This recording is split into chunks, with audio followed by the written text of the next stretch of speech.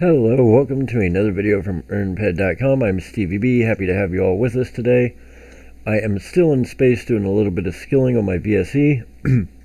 Notice I've got a few repair tools left to burn before I go back to Cali to grab some more. So let's see how it's going so far. Let's see, Evader is at level 47.95, almost to 48, and VSE just hit 48. So one of the reasons I want to make this video is I was actually revisiting some information on the evader profession, and I found some information that is going to be very helpful and hopeful for a lot of players out there. So let's actually go check out the evader page over at the wiki. So what we already know is that most of the skills that contribute to evade also contribute to dodge. So that's been known for a while. We also know that several of these skills contribute a little bit more to evader than they do to dodger, which is why your dodger is usually a little bit lower than your evader level. We also know there's a couple of hidden skills that you have to unlock as you reach certain levels in other professions. One of the ones that I'm about to unlock comes at level 55. I'm almost at level 48. Unfortunately, getting from 48 to 55 is going to be extremely difficult.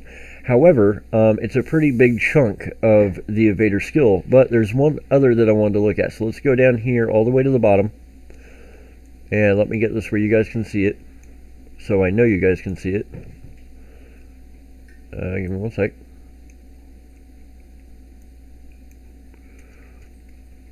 Okay, here we go.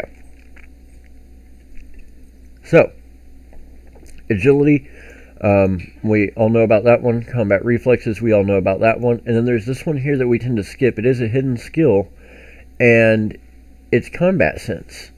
And I don't know why this never really dawned on me before, but combat sense is actually fairly easy to unlock, and it's 6% of your overall evader profession.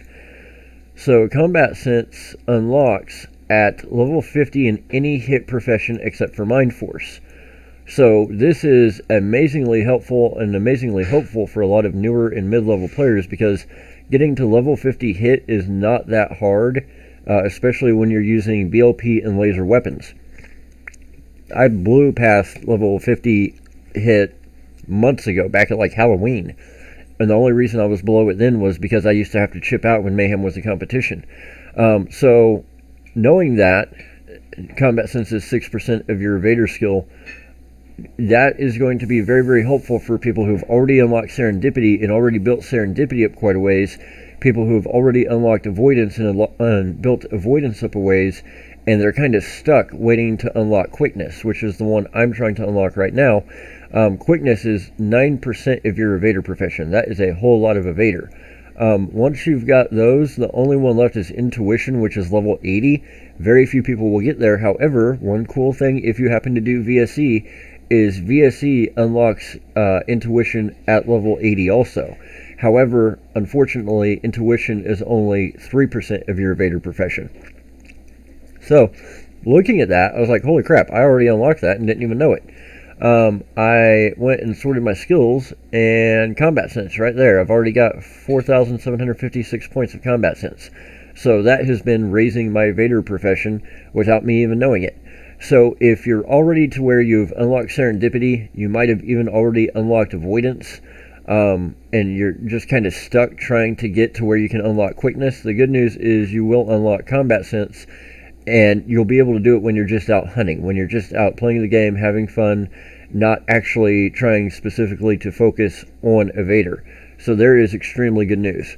The even better news is that the unlock at level 55, being quickness, being 10%, means it's really the last hidden unlock you really have to strive for.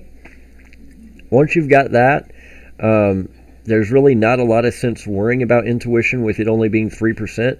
Yes, if you're doing a lot of vehicle structural engineer stuff, if you're doing a lot of vehicle repairing, you're probably going to unlock it that way. I will most likely unlock intuition through VSE and not through just building up my evader and my dodger professions.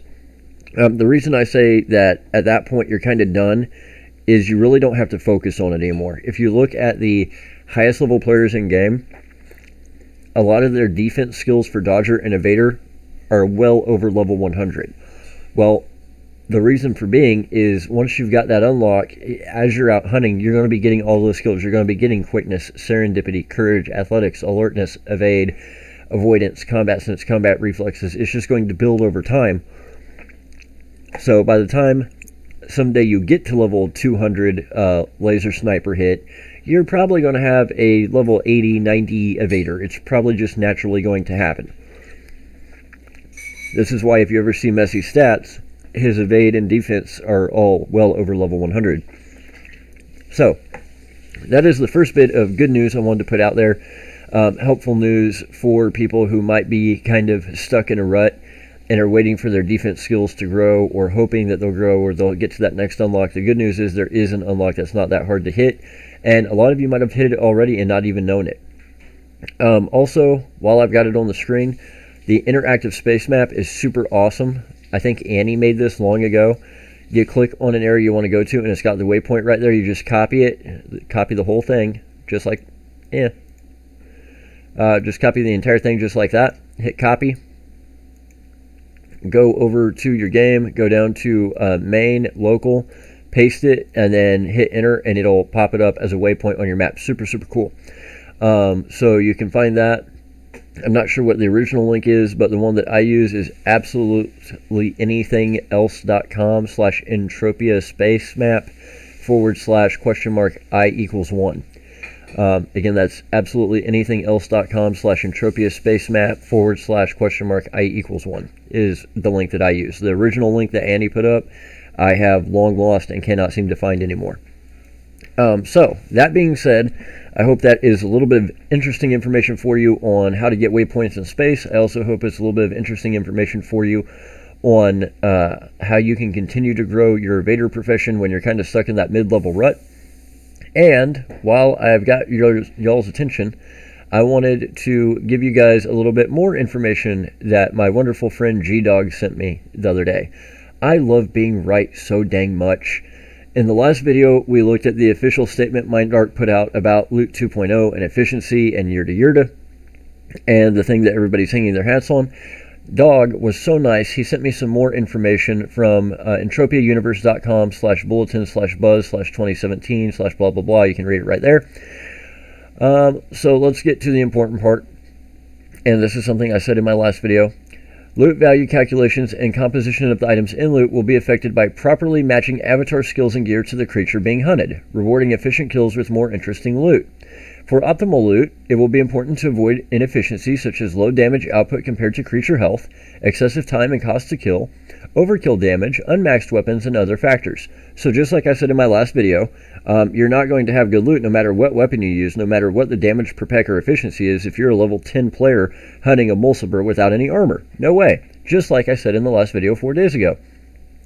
This system is intended to reward game knowledge, which has traditionally been an important and unique aspect of success in Entropia Universe. Okay, cool. Let's go on down. Avatar skills will play a role in loot calculations, and this role will be expanded in future updates. Imagine new professions that offer hunting specialization opportunities and a way to incrementally increase net loot returns for dedicated and active hunters. Well, what we now know is that that paragraph right there specifically was talking about the looter professions. Amazing. Let's keep going. A new economy rating parameter will be introduced on a scale of 1 to 100 that indicates the efficiency of a tool and which influences loot calculations. This change from the once dominant damage per peck model will provide the design team with more freedom to release exciting and interesting items with a wider range of damage output and special effects. For example, our team will have the ability to create powerful new items and provide access to challenging and exciting content without drastically increasing the cost to play. Okay, so we know this is about the efficiency rating. Now, here's the part I love. Let me take a sip for this. I gotta love fresh coffee. Loot calculations will be optimized to and improved to better factor in the various costs associated with a hunting activity, including healing, ammo consumption, buffs, tool and armor deterioration, attachments, and more. Let me read that again. Loot calculations will be optimized and improved to better factor in the various costs associated with hunting activity, including healing, ammo consumption, buffs, tool and armor deterioration, attachments, and more. So the loot calculations are affected by more than just the damage output per peck. It's the decay, it's the ammo burn, it's if you're wearing armor, it's how much damage that armor is taking, it's your fapping cost. No way, just like I said 4 days ago. Let's keep going, because here's my favorite part, optimal loot. You know what, this deserves a big sip.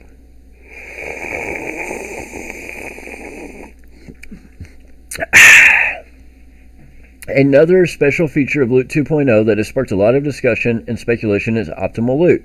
It is important to know that optimal loot only affects loot composition, what you loot, not the loot value, how much you loot.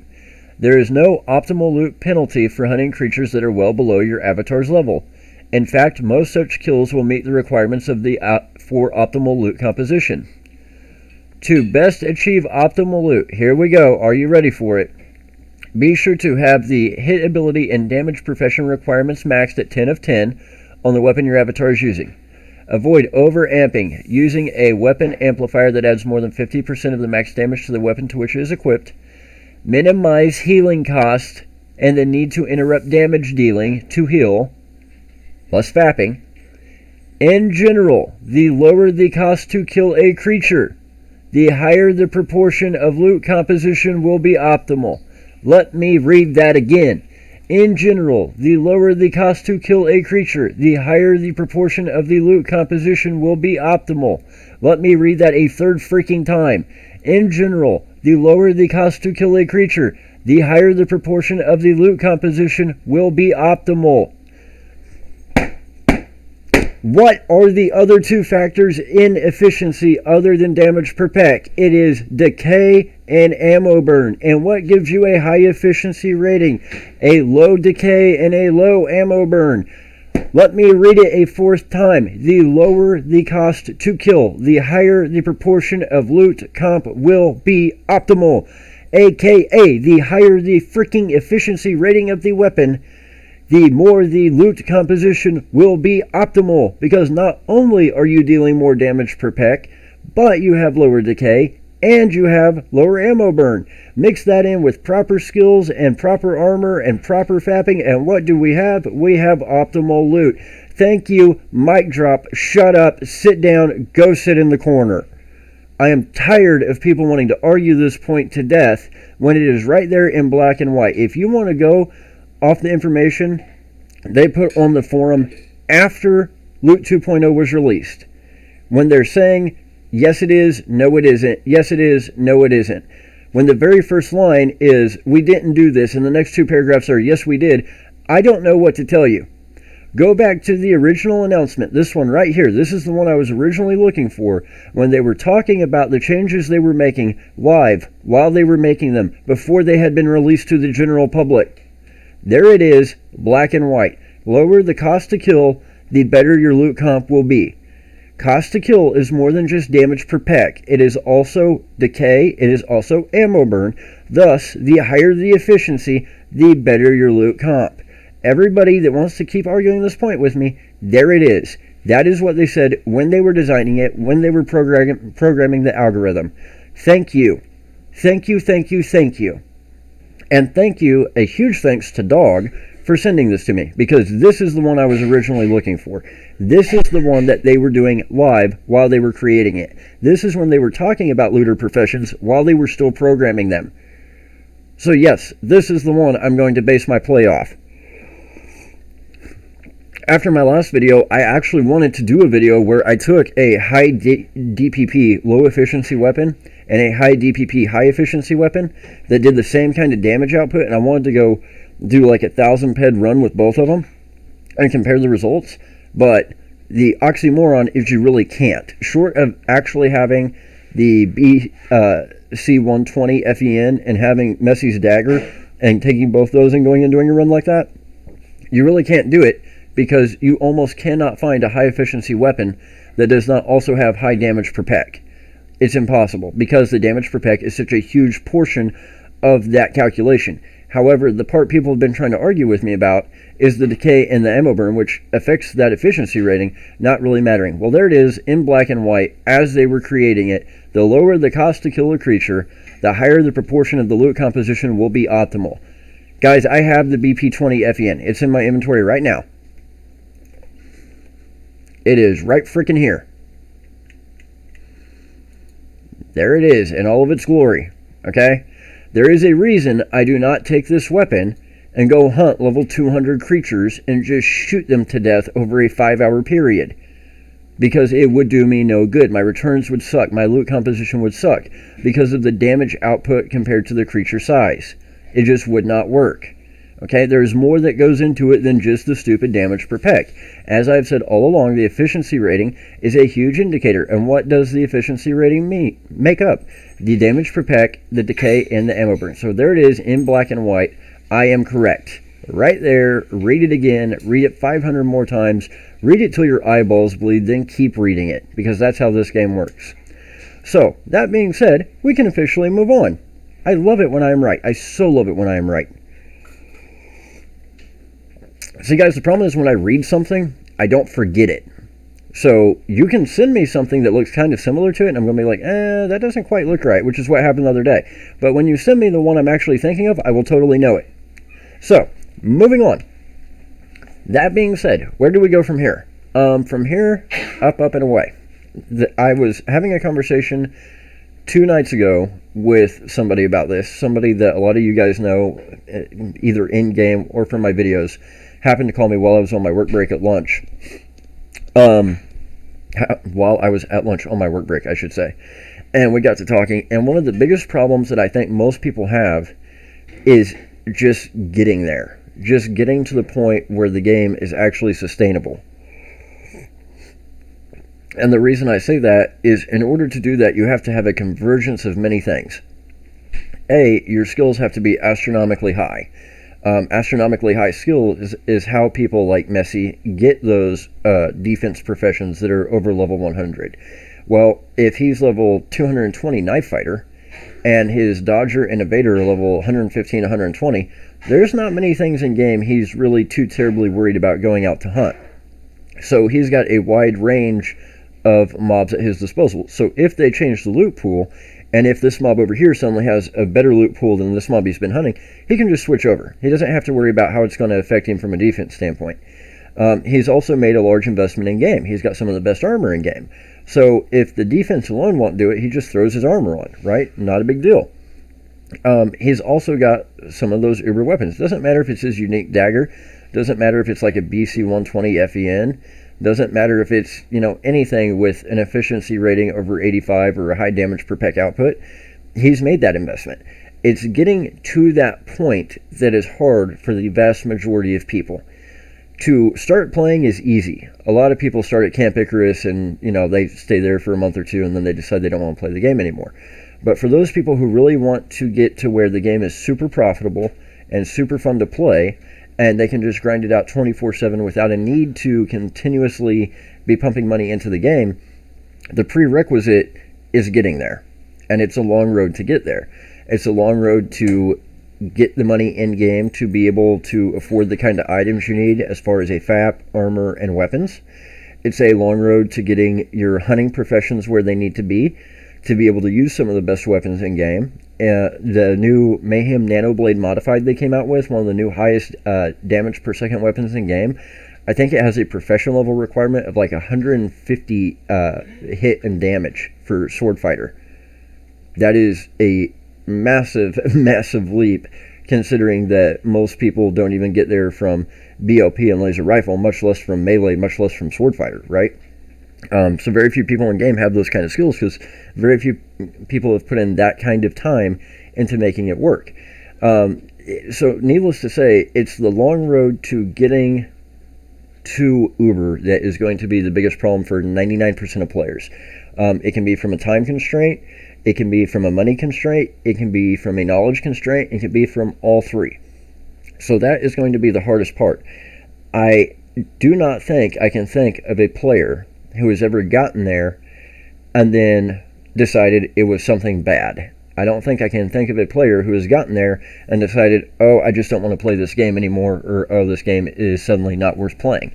Most of the people that I can think of that have actually managed to get to the pot of gold at the end of the rainbow are still playing, are still active pretty much around the clock, and are having a wonderful time doing it. I will say that a large part of it is the time thing. Everybody thinks it's the money thing. That is partially true. However, I also think it's a big time thing. When we were doing the competition back at Christmas for Merry Mayhem, trying to get to that 200,000 points, it came down to the wire. The instance closed at 8 a.m., and at like 7:55, I went back into the instance with a new 5 hours on the timer, and I crossed the 200,000 point mark with an hour and 13 minutes left. I hit a whole bunch of like 500 and 1,000 point mobs in that 4-hour run, and if I hadn't, we wouldn't have gotten there. So it literally came down to the wire. We ran as much as we could. Between me, the dog, and the cat, trying to run pretty much around the clock, we did the best we could with the other things that we had going on. The dog had to go to yoga classes. The cat had a painting studio that she runs. So it was not super easy to make it happen, especially with my job and trying to chauffeur them around to their activities. But we did make it work. I talked to somebody who ran 19 hours a day for a straight 33 days. They ran 19 hours a day for the entire length of Mayhem, which is an insane amount of time to put in. And grinding it around the clock, they got about 10,000 boxes versus I only got about 3,500. They got, I believe, 30,000 tokens versus I got somewhere in the area of 18,000. Yeah, I got right at like 18,000, I think. And then they got one rare Mayhem token, and I did not loot a single one. So by being able to put in all those extra hours, they were able to get further, not just in the collecting of boxes, the collecting of tokens, the collecting of rare tokens, profession, standing, all that. They were able to complete the mission quite a bit earlier than I was. It still took them about 25 days to complete it, but they completed it with about a week left on the clock versus I completed it with about an hour 13 left on the clock. The game is designed to require a huge investment of time up front. It is designed to more or less require a giant investment of money up front. However, if you can get to that point, you're not really going to be disappointed, because by then you're going to have the knowledge to play the game. You can even screw up the knowledge to play the game, and it will still work for you. The people that want to try and crucify me and scream from the hilltops all day long that I'm wrong about efficiency being what it is, and screaming that damage per peck is everything, guess what? They're out there with their high damage per peck weapons. Those are still high efficiency weapons, so even if they're completely dead wrong, as long as they're still playing the rest of the game right, hunting the right mobs, using the right kind of armor, they're still going to be making money, assuming that their professions are where they need to be, assuming the rest of their game knowledge is where they need to be. So once you put in the time, hopefully the knowledge comes with that. Then it's just a matter of the money part. I said back at, I believe it was Halloween, that if Mindark programmed everything correctly, generally speaking, you should get one rare Mayhem token for about every 30 to 45,000 regular Mayhem tokens you loot. The one person that I can confirm has gotten a rare Mayhem token from the new Mayhem setup, who did not just do it by sheer luck, but who did it by putting in 19 hours a day for 33 straight days. Looking at their numbers, this seems to be about what Mindark has done. They were able to grind out about 30,000 regular tokens, about 9,000 of which came from the mission, and then in doing so, they were able to grind out that one rare Mayhem token. So putting that into an hour's perspective, they were able to put in probably, I'm going to say, about 30% more time than I was. So looking at all the numbers in perspective, now this is just a one-off case. I know there's a lot of people that have looted rare Mayhem tokens. I'm not counting the people who just go into Mayhem for the first time and happen to get one in their first 5-hour run. I'm not talking about people who are in Category 1 and happen to loot one. I'm talking about people who are really in Category 6, 7, 8, 9, 10, putting in 19 hours a day for 33 straight days. Looking at their numbers, it seems to be every 30 to 45,000 regular tokens you loot should, generally speaking, give you 1 rare Mayhem token. Now, there is that wonderful thing called variance. Variance being what it is, you could go 90 or 130,000 Mayhem tokens and still not get one, and you'd only be 1 or 2 standard deviations off the norm, right? So looking at it from that perspective, it looks like they did program Mayhem correctly. That means that those weapons should stay in the Mayhem Token Trader a lot longer. That is very good, because it will take people longer to get the rare Mayhem tokens. It will also make those weapons more valuable, and it will make people think harder about what they want to redeem. The more that I've noticed how hard they're making those rare Mayhem tokens to get, the more I've really had to stop and think about what I want to redeem out of it. So the good news there is this.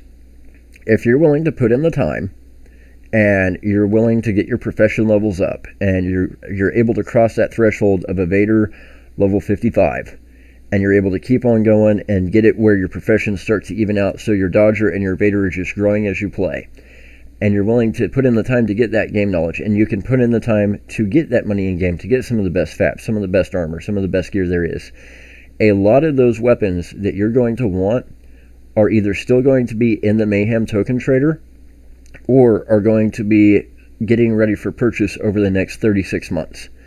I think over the next 12 months, we don't see a whole lot come out. I think 24 to 36 months from now, we start seeing people ready to redeem a lot of stuff out of the Token Trader as they've collected enough Mayhem tokens, as they've collected enough rare Mayhem tokens, or maybe are 1 rare Mayhem token away. So if you're watching this video now, at the end of January 2022, you have a solid 24 to 36 months to really get in game, learn the game, get your skills up to where they need to be. If you want to go off the official statements Mindark makes, cool. If you want to not go off the official statements Mindark reads, cool. You want to argue with me about efficiency and damage per peck till the end of time, cool. But you've got 24 to 36 months to really get everything else in line from a game knowledge and a profession standing perspective. Work on figuring out which infap you want to get, which piece of armor you want to get at the very end, and which weapon you want to get. And you've got about 24 to 36 months to get all that done before a lot of those weapons start to disappear out of that Mayhem Token Trader. I think it's going to be Christmas 2024 before we really see a run on the Token Trader. And there's enough stuff in there that the first run is not going to hurt it. What's going to be is the second run after that. I don't think we're going to see that at necessarily Easter 2025, but come Halloween 2025 and certainly Christmas 2025, I think we're going to see a possible second run on the Token Trader, where that would be something that could potentially be an emptying event like what we had previously, where there was just slim pickings left. So right now, there's plenty of stuff in there. There's plenty of time left. It's going to be hard for people to get those rare Mayhem tokens. You don't have to go out and buy your end weapon today. You can start building your skills, building everything else you need to build, and start trying to decide which end weapon would be best for you. And there's a very high likelihood it will still be in the Token Trader about 24 months from now. So guys, from earnped.com, I've been StevieB. I hope you all unlock Combat Sense with the quickness. That is a little bit of a joke, because quickness is going to be much harder to unlock than Combat Sense, but I hope that in unlocking Combat Sense through hunting and having fun with the game, it helps you in your quest to eventually unlock quickness at level 55. I hope we have a little bit more insight into why it is I think the way that I think whenever it comes to efficiency and Mindark putting out statements, but most of all, I hope that you guys realize that there is time left. It's not like all the best weapons in game are gone like they were a year and a half ago. There are a lot of weapons in that Token Trader. They can make great careers for a lot of people, and you've still got time to get everything else you need. So for earnped.com, I've been StevieB, sip, sip, smack, smack. Thank you guys for all the support. If you want to help support us, go over to earnped.com. That's by far the best way to support us, because when you earn, we earn. So we really appreciate that. I will be back on Planet Calypso probably later today during my weekend off to do some hunting, some mining, get some more repair tools before coming back up here. So feel free to shoot me a private message, and we'll be back with another video for you guys later this week. Take care, guys.